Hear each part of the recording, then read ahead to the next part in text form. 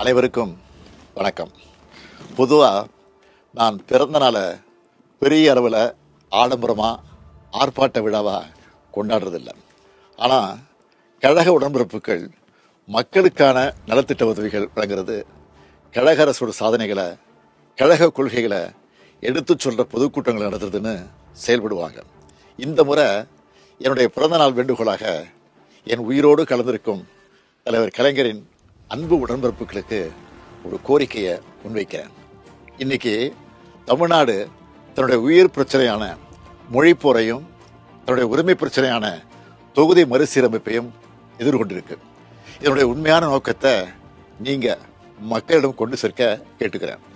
தொகுதி மறுசீரமைப்பு என்பது நம்ம மாநிலத்தோட சுயமரியாதை, சமூக நீதி, நம்ம சமூக நல திட்டங்களை பெரிதும் பாதிக்கும்.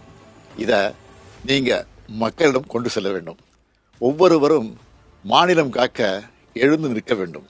இந்தியாவுக்கே வழிகாட்டியா நாம போராட்டத்தை தொடங்கணும். இப்போ கர்நாடகா, பஞ்சாப், தெலுங்கானா போன்ற மாநிலங்களிலிருந்து நமக்கான ஆதரவு குரல் வந்திருக்கு.